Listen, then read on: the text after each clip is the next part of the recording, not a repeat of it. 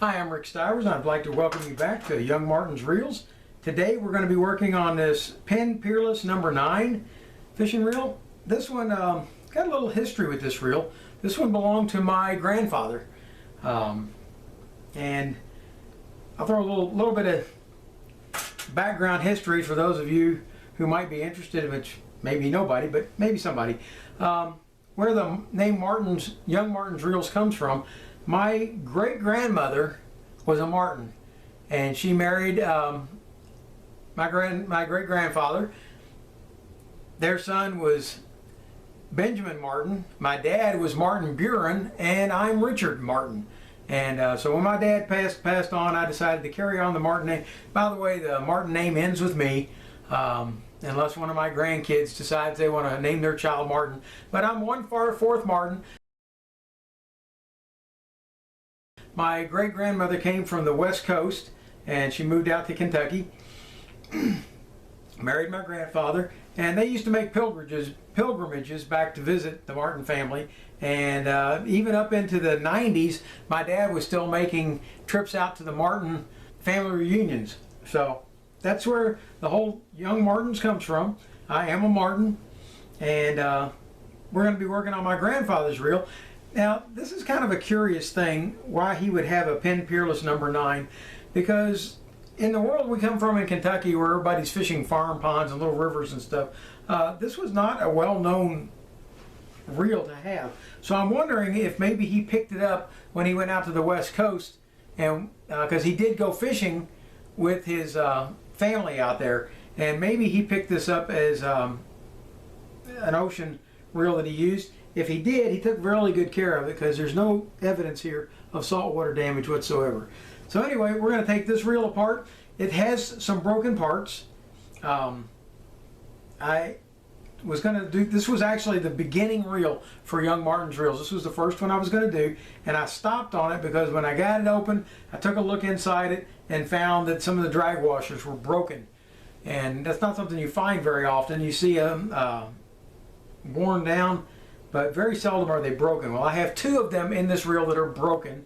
I ordered 3 new ones and was going to put them in, and I ended up using one of the 3 new ones in another reel. So now I've got 2 new ones to replace the 2 cracked ones, and I'm really hoping that I don't crack another one while I'm in there. So we're going to take this reel apart, and I hope you enjoy it. First thing we're going to do with this reel is to perform a quick ops check. It winds fine. The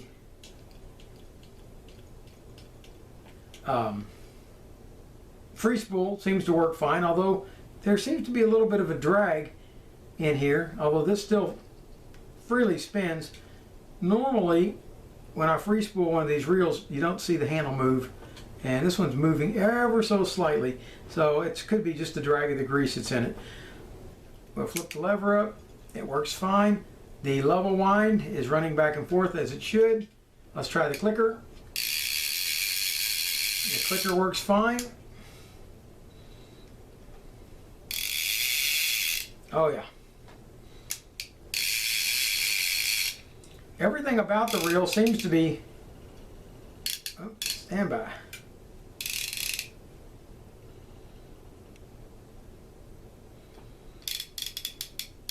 Well, there we have a problem. The anti-reverse on the reel isn't working. So that's one of the things we'll have to take a look at while we're in there. I know it's got an anti-reverse. It's got an anti-reverse spring. And we'll have to take a look and see if we can't find out why that's not operating. Everything else seems to be working. Let's go ahead and we'll hold this instead. Drag is tight. Let's loosen the drag up a little bit. There we go. Drag's working, even though we've got 2 broken drag washers. Let's take it apart and see what we can find. First thing we're going to start off with is taking off the handle, and we begin that process by taking out the locking screw. Then I did invest in one of these pin wrenches, and I have found that there's one reel that doesn't fit, but all the rest of the pins that I've tried it on so far it's worked, and I'm trying to remember which one it is, but I can't think of it right now. I think it might be the pin 109. All right, we got the handle off. Now we're going to remove the star knob. And if you look on this, when you take it off, one side has got numbers stenciled into it.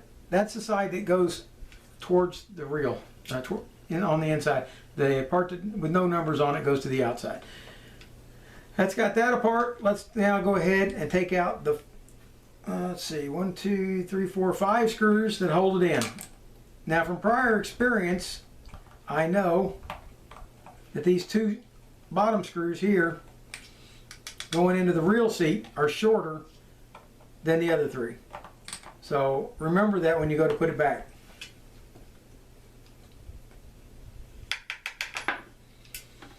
There's the collar that goes inside here. It may fall out if you turn it upside down. There's our 2 short screws.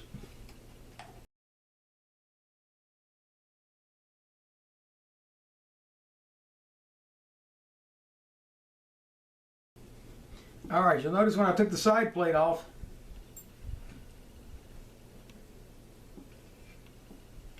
that the worm gear assembly went ahead and fell out. It's because it's held in by that assembly. Once you take it out, it can fall out. If you want to just kind of sit it in place, it kind of sits like that. But we're going to take that apart later, clean it up. In the meantime, we're going over here.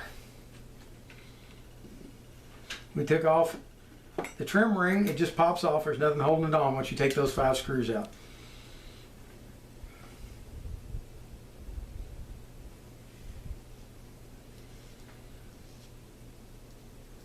And I see nothing holding. Apparently I've got nothing holding that in. Alright, let's take a look. This screw right here is for, this screw here. I keep saying that. When I flip it over, I get it backwards.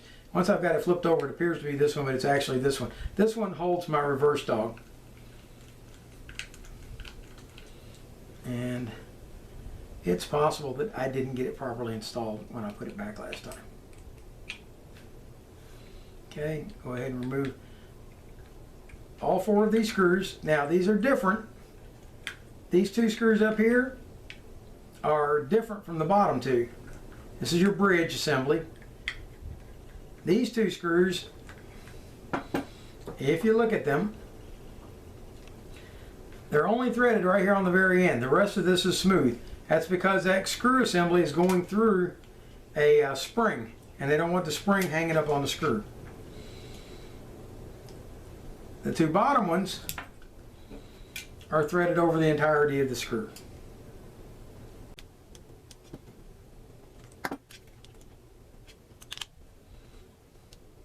Well, that screws all the way up and didn't fall.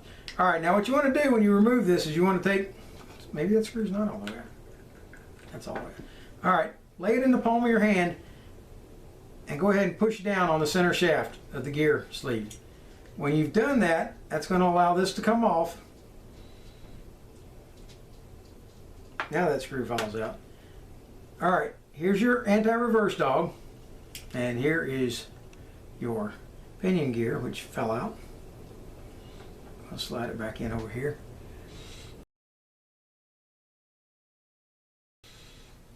All right, we've got this out at this point. This is your gear train. This is your main gear. Let's take these parts off, one at a time. All right, we have this tension washer at the top. It's kind of a bent spring washer. All right, the next washer is this thick, heavy keyed washer. Then we're going to slide this off because it's easier to slip them out when it's off. We're going to take these off. That leaves us one up inside. And this is the broken. See? That was the one that caused me to have to buy new washers. This one is also cracked. And I'm hoping this one in the middle is not. And it does not appear to be cracked. All right, we're going to set these parts aside, and I'll show you how to get each one set up in a little bit. Get that out of here. Broken pieces.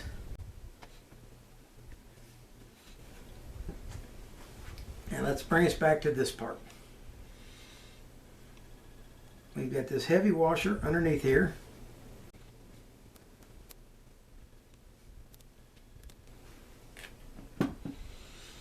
There we go. That's the one that goes on the base right here. Let me point out something real quick. A lot of people, you'll see them in videos, and I've done the same thing myself.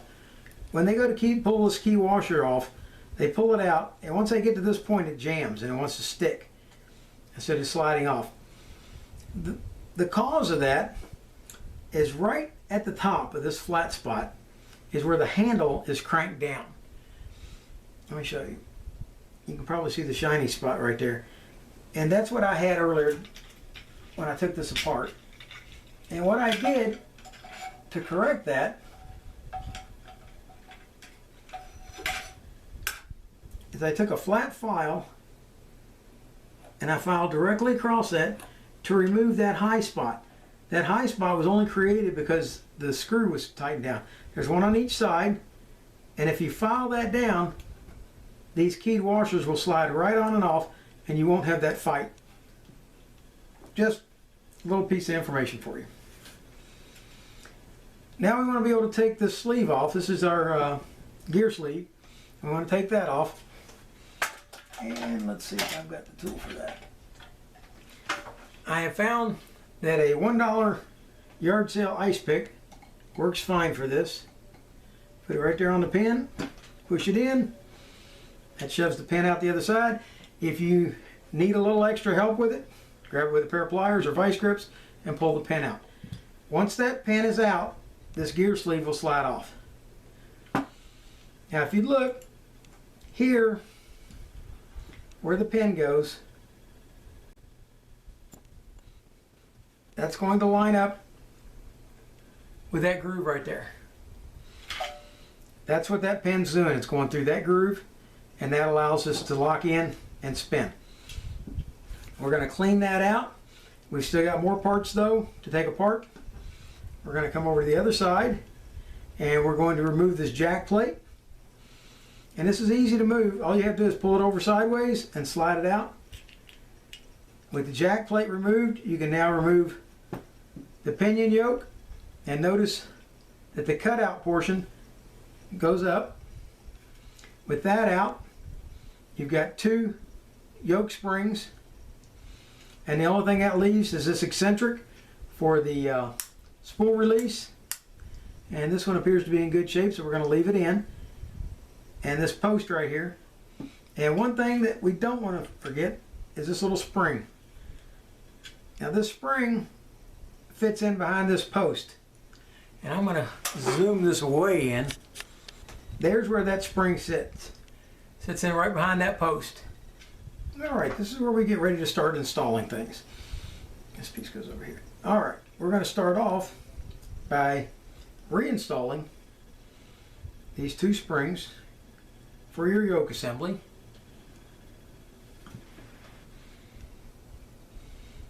And they're not likely to go shooting out anywhere, but it's easier just to go ahead and make sure that they're there.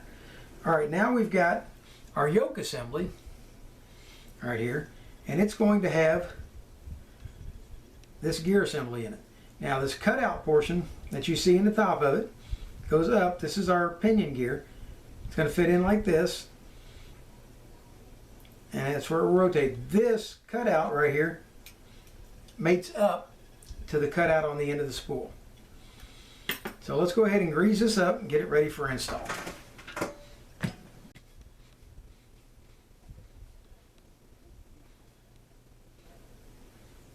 And a little bit on the yoke assembly.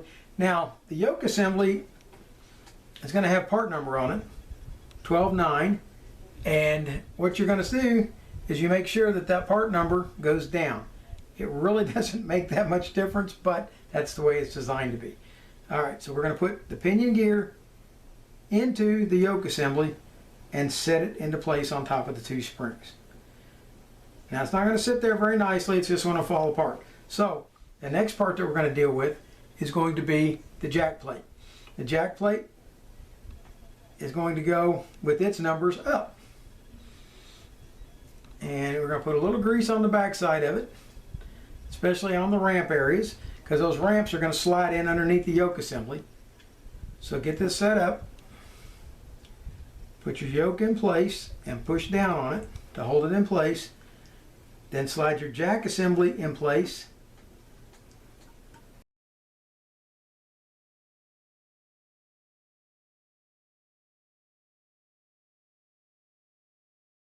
I was trying to slide this jack plate assembly in with this lever over this way, which puts this cog way too far in, makes it difficult to put it in. So go ahead, make sure it's over in that position when you slide this in. Let me go ahead and do this again.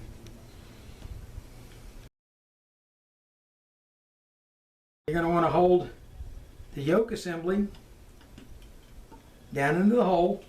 Take your jack assembly. Now before you install it, make sure this lever is in the up position. Set it down. If you bring it down this way, that's going to move the eccentric down and make it a lot more difficult to install. So with it in that position, slide it in. This jack goes underneath this post,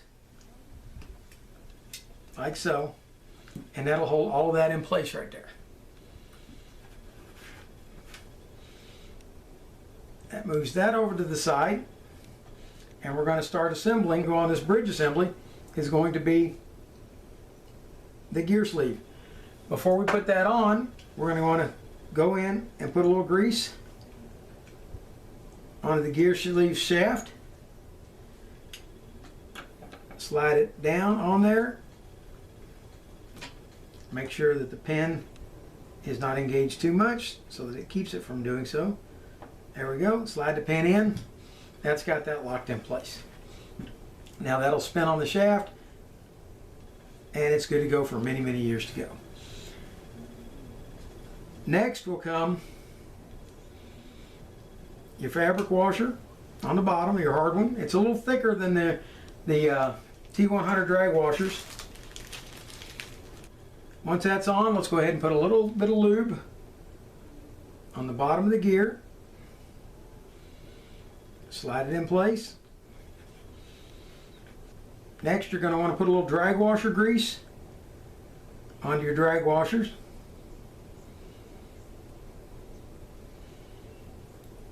Slide it in place. And install your first keyed washer. Make sure your keyed washer is in good shape. Should be bright, shiny, and smooth.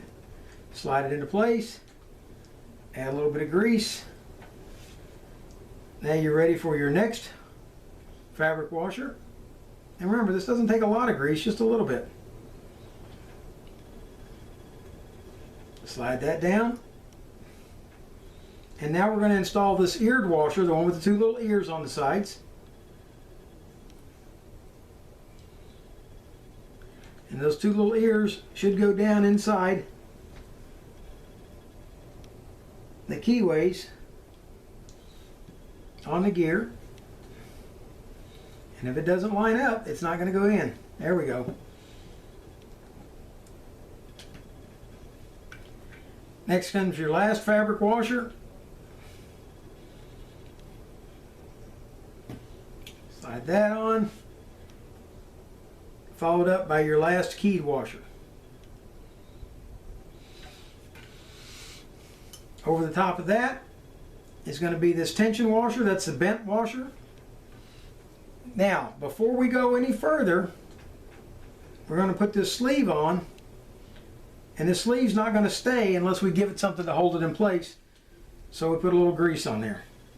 With that grease, that'll hold all that together and keep it from falling apart. Okay, so you can flip it upside down, you can do anything you want to it, and it's not going to fall apart because the grease is going to hold it in place. With that in place, we're going to back out a little bit.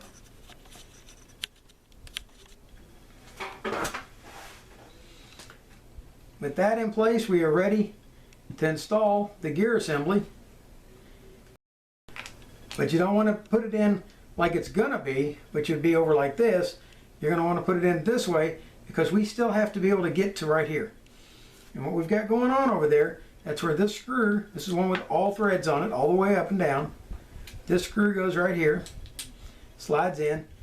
Next, comes your anti-reverse dog. And it goes in, it's got a straight side and a curved side. The straight side goes up.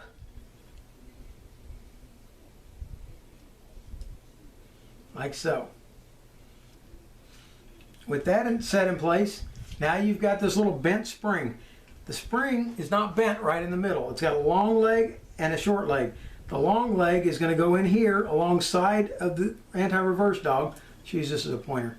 It's going to go along here, and the short side is going to go up here around this post and up this sidewall over here. All right, I'm going to resort to hemostats.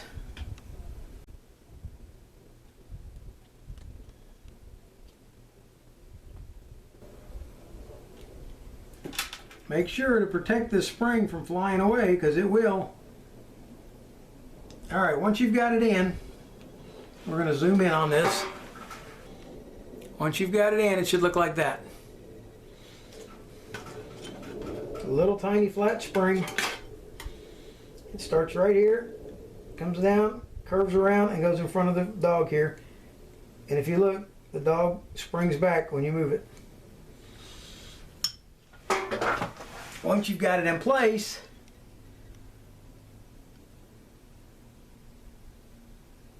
add a little grease so that it can slide and doesn't put tension on it. Now that that's done, hold down on your pinion gear and rotate this assembly around.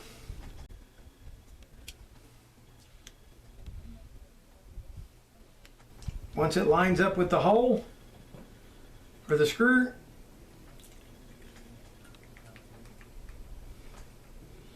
go ahead and start the screw.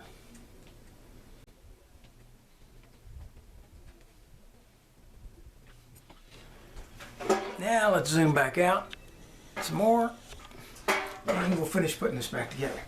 All right, that's got the all threaded screw into this hole right here to hold that anti-reverse dog. If you rotate this, it'll click along. If you try to reverse it, the anti-reverse dog will hold it, stop it from doing so. Now we're going to come to the other side using a screw that only has threads on the end.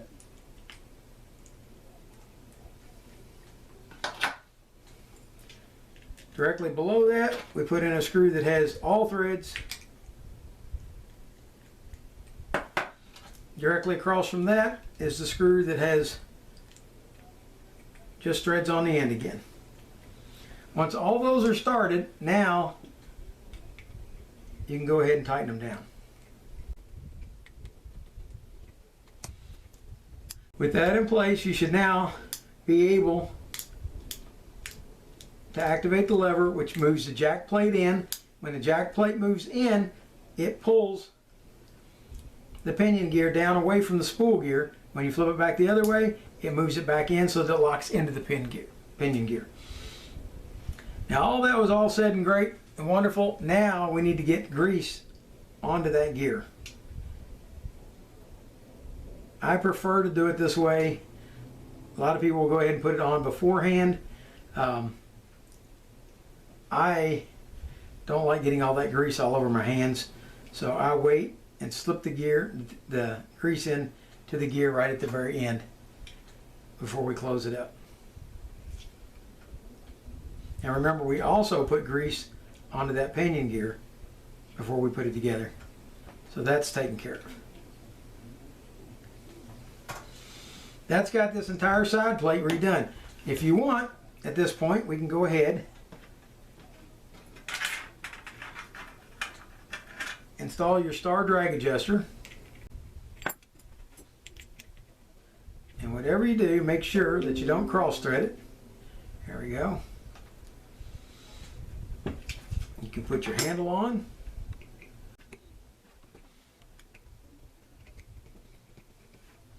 And I'm going to suggest that we not go any further with this handle than just tightening it down, because we may have to pull it back off or something during the rest of this process.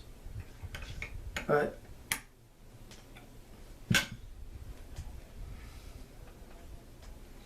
such as right there, I didn't adjust the star drag down far enough before tightening it down. There. Now tighten it. So if you've tightened down your handle and your star drag will not move, there's a pretty good possibility that you didn't have your star adjuster down far enough. If you get to this point and you try winding this and it wants to kind of make a rumbling sound instead of turning like nice and smooth like it should, come back and check here, because what's probably happened is that your pinion gear is kind of wedged in there a little bit crooked. It's not made, there's no bearing or anything else to hold it steady in there at this point. So you may or may not get it to hold properly in the right position while you turn this off of the spool.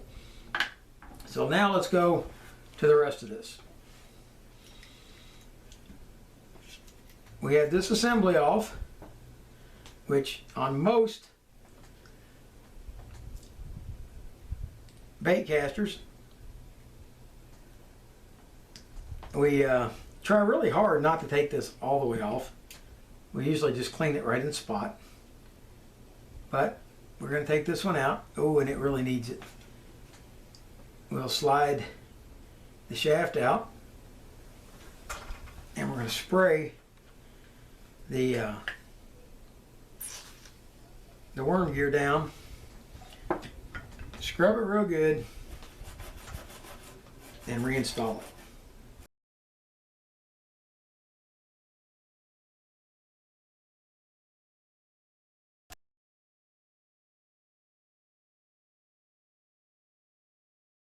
There we go.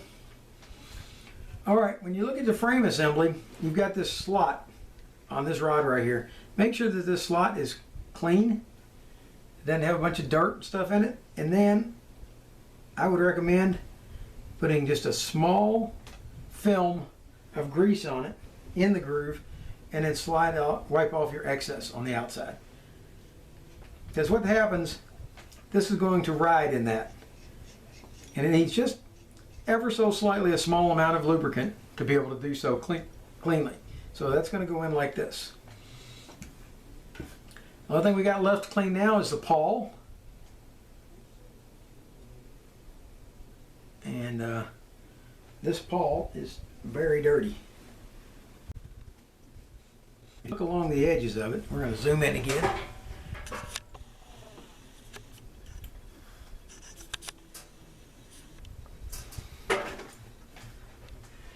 If you look right along the edges of it, you will see a lot of dirt caked up in along there. Let's go ahead and clean that out, because what will happen with time, that'll build up inside there and it will cause this pawl to shift over sideways. And if it shifts sideways, it catches inside that worm gear and it will break it. At this point, we'll pull the spool out. We'll take a look at the gears on the side.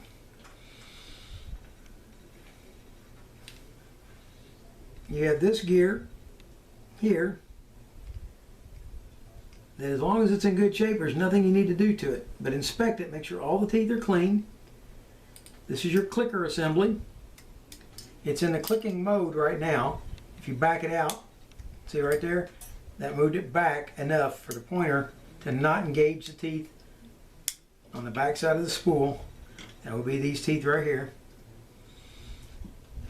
These teeth are the ones that engage this gear. They rotate this intermediate gear here, which is then going to turn this small gear on the end, which in turn will drive this worm gear. So if you notice, as this gear turns, that turns that worm gear.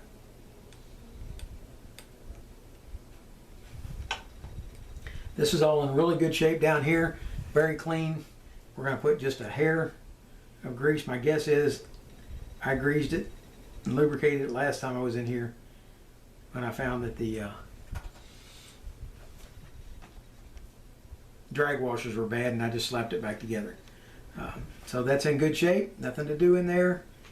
We're going to take the spool, reinstall it back inside the hole. Do that.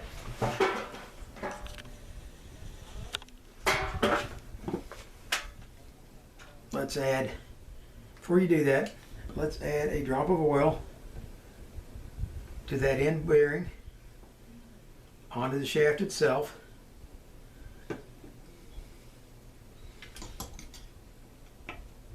Install the spool back down in the hole, make sure it fits.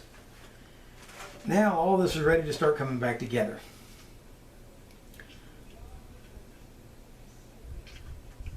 Take your sleeve here, or your carrier, slide it back in, let it slide all the way down to where it is at the bottom.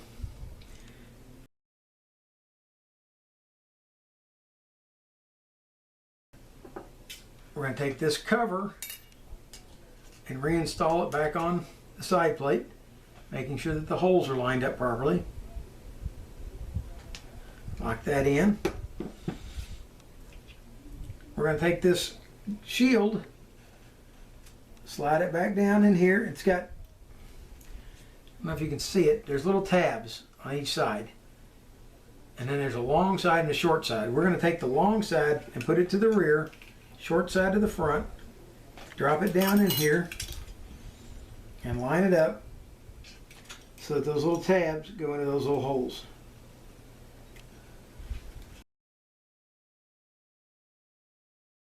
Okay, now we're going to install this side plate. Your worm gear right here is going to go into this hole. This hole's for this post, and then these two here, back here, that's where your shorter screws for your seat go. So let's go ahead and turn this up, see if we can't get everything to line up. This is a little bit of a balancing act going on here, because what you've got to do is while you're holding all this in place, you've got to get this assembly back in here. Remember, the long side goes to the rear. Up the holes for the tabs. And now it may help to go ahead and get a screw or two started. Don't put them in very far if you do. Just enough to start getting things to hold in place. Keep it from popping loose. And where your long screws go into your cross post.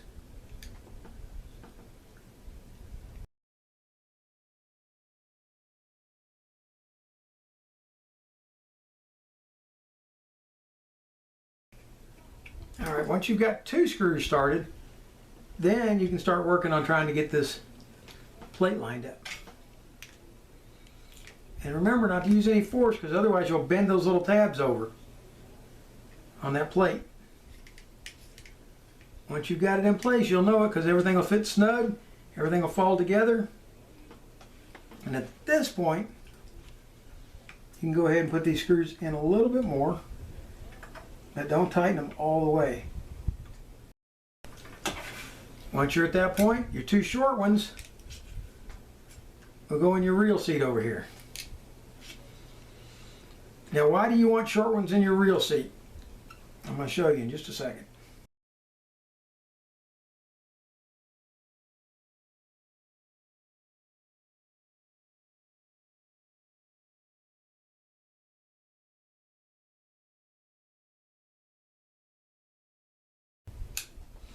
Okay, what you're going to see now is a nice spinning spool, but your worm gear isn't running. So what you got to do now is reinstall your, well, let's lubricate the worm gear. We've scrubbed it clean. Now we want to make sure it stays lubricated.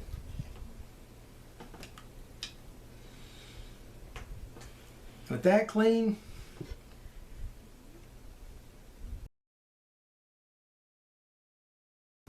with that done, now we can come back and reinstall the pawl. Now this pawl's made a little bit different from most pawls that I've encountered. Most of them fit down into a hole and have a cap that screws down over the post. This one does not, which makes this one a little more difficult to install, because what you've got to do, you got to put the pawl in it.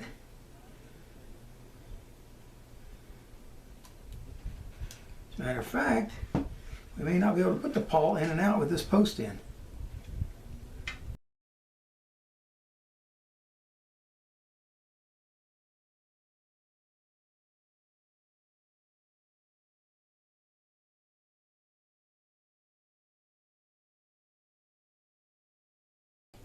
Well, I am able, believe it or not, to screw this in, but I'm going to tell you right now, don't do it this way. Make sure to install the pawl prior to installing the worm gear. That's looking good. That's installed. Everything's back together. Let's check the clicker's working beautifully. Let's run some line out of this thing and see how our brand new drag washers are working.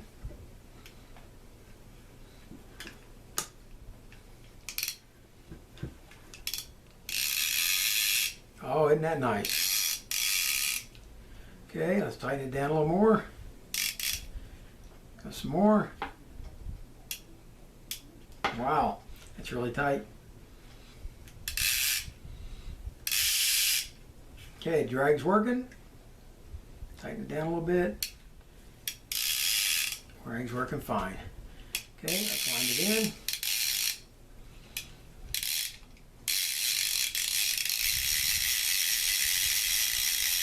That's some really old fishing line we got on there. So there you have the Penn Peerless number 9, rebuilt, ready to go fishing again. And the drag washers have been replaced. And as I said, always review your plate when you're done to see that whether you've left anything. Now obviously I've got my trash here, but as I scan the rest of this plate, what do I find?